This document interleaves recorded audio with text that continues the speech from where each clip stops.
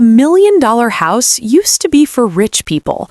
Now it's the average price in major cities. San Francisco, Seattle, Los Angeles, New York, Boston. $1 million homes are normal. So the question isn't whether $1 million homes exist, it's who can actually afford them. And the answer might shock you. Before we start, if you're thinking about buying an expensive house or you're curious about housing affordability, hit that subscribe button, smash the like button, and comment below what city you're in and what houses cost there. Let's see where everyone's dealing with crazy prices. All right, let's break down who can actually afford a $1 million house. Let's start with the monthly cost, because most people only think about the mortgage. They see a $1 million house and think, okay, I need a mortgage for $1 million. But that's not how it works. First, you need a down payment. On a $1 million house, 20% down is $200,000. Do you have $200,000 in cash? Most people don't. So let's say you put down 10%. That's $100,000. You're financing $900,000. At 7% interest, which is about where rates are now, a $900,000 mortgage costs you about $6,000 a month, just principal and interest. But that's not your total payment. Now add property taxes. On a $1 million house, property taxes depend on your state. In California, about 1% of the home's value per year. That's $10,000 a year, about $830 a month. In Texas, property taxes are higher, could be 2.5%. That's $25,000 a year, over $2,000 a month just in property taxes. Let's use California numbers to be conservative, $830 a month in property tax. Now add homeowner's insurance. On a $1 million house, insurance is probably $3,000 to $5,000 a year, depending on location. Let's say $4,000. That's $330 a month. If you put less than 20% down, you have PMI, private mortgage insurance. On $900,000 financed, PMI is about $600 a month. This goes away once you hit 20% equity, but until then, it's a monthly cost. Now add HOA fees if your neighborhood has them. In nice areas, HOA fees can be $300 to $1,000 a month. Let's say $500 average. Maintenance and repairs, the rule is 1% of home value per year. On a $1 million house, that's $10,000 a year, $830 a month you should be budgeting. Utilities, water, gas, electricity, trash, and sewer, a bigger house means higher bills. Let's say $500 a month. Now let's add it all up. $6,000 mortgage, $830 property tax, $330 insurance, $600 PMI, $500 HOA, $830 maintenance, $500 utilities. That's $91,990 a month. Over $9,000 a month to own a $1 million house. And that's with 10% down. If you put 20% down and skip PMI, you're still at about $8,500 a month. This is the real cost, and most people have no idea. So what income do you need to afford $9,000 in housing costs? Let's use the 25% rule. Your total housing costs should be no more than 25% of your take-home pay. If $9,000 is 25% of your take-home, you need $36,000 a month take-home. That's $432,000 a year take-home after taxes. To take home $432,000, you need to make about $600,000 gross, depending on your state taxes. Let's say you're in California with high taxes. You might need to make $650,000 gross to take home $432,000. $650,000 a year to comfortably afford a $1 million house. That's the real number.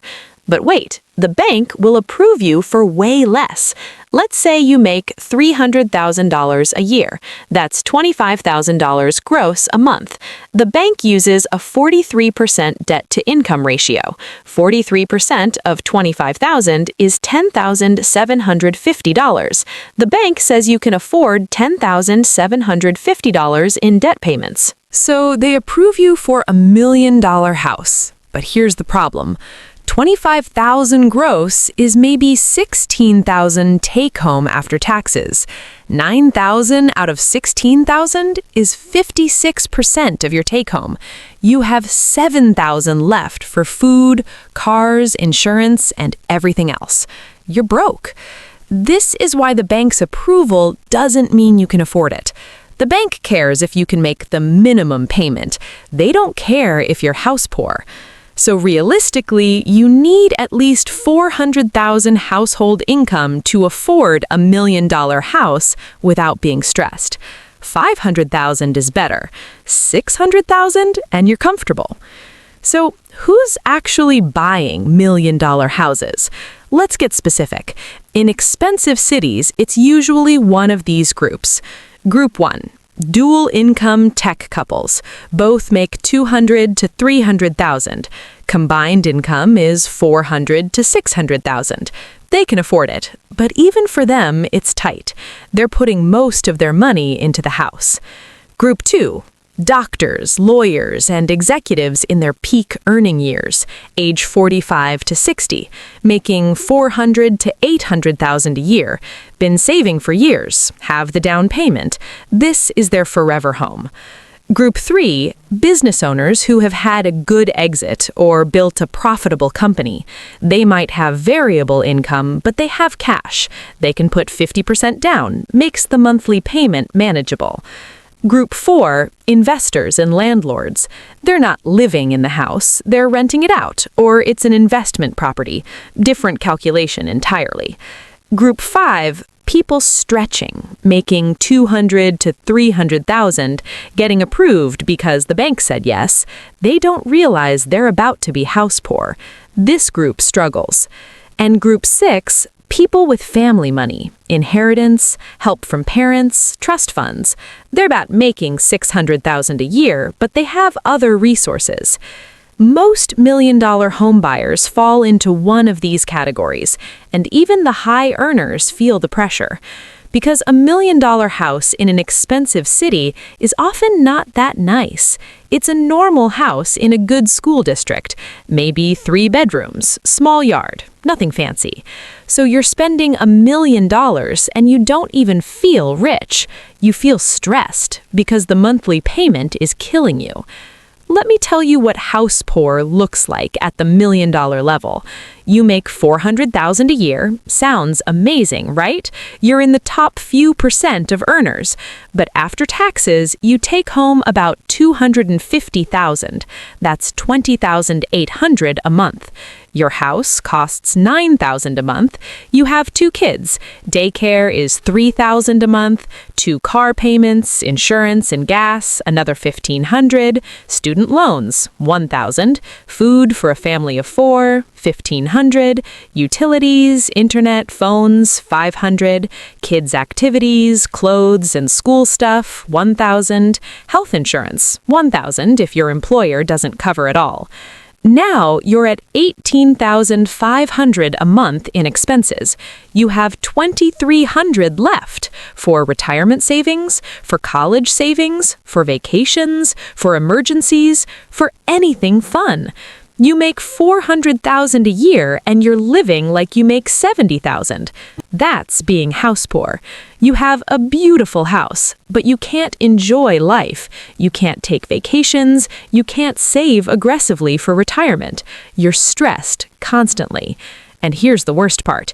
You can't admit it because people hear you make 400,000 and think you're rich. So you smile and pretend everything's fine, but inside you're panicking about money. I've seen this with people I know. Couples making $350 to $450, living in $1 million homes, can't afford to go out to dinner, can't take time off work, can't handle any unexpected expenses. The house ate their entire financial life. So what should you do if you want to live in an expensive city but can't afford $1 million? You have options. Option 1, buy a cheaper house. I know, it's not exciting, but if you make $200,000, buy a $600,000 house. Your payment is maybe $5,500 a month instead of $9,000.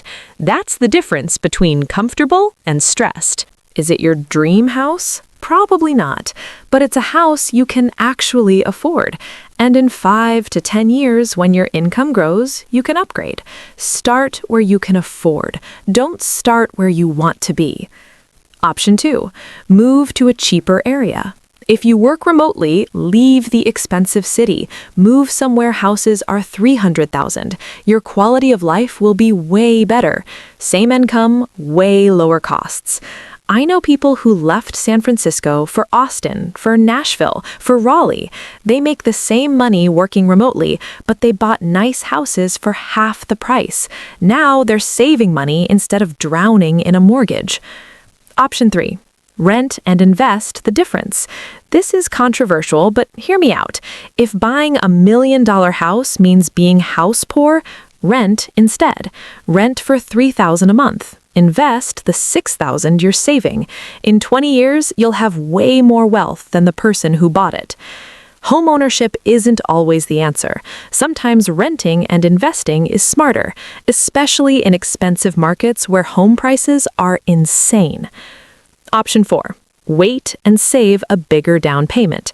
If you can put 30 or 40% down instead of 10 or 20, your monthly payment drops significantly. $1 million house with $400,000 down means you're only financing $600,000. Your payment goes from $9,000 to maybe $6,000. Now it's affordable on $300,000 income. This takes longer. You have to save $400,000, but if you're patient and you keep increasing your income, you can get there. Let me give you a real example. A friend of mine is a software engineer in Seattle, makes $250,000 a year, got approved for $1 million house. The mortgage broker said he could afford it. He almost bought it, but he ran the numbers. After taxes, he takes home about $13,000 a month. The house would be $9,000. He'd have $4,000 left. For everything. He has a car, I want to retire someday, I want to travel. He said no, bought a $650,000 townhouse instead. Payment is $5,500, he has $7,500 left after housing. He's saving $3,000 a month for retirement. He takes vacations, he's not stressed. His coworkers bought $1 million houses. They're house poor. They complain about money constantly. He's building wealth. That's the difference. Smart people don't buy what they're approved for. They buy what they can actually afford. Let's wrap this up. To truly afford $1 million house, you need at least $400,000 household income. $500,000 is better. $600,000 and you're comfortable. Anything less and you're stretching. You'll be house poor.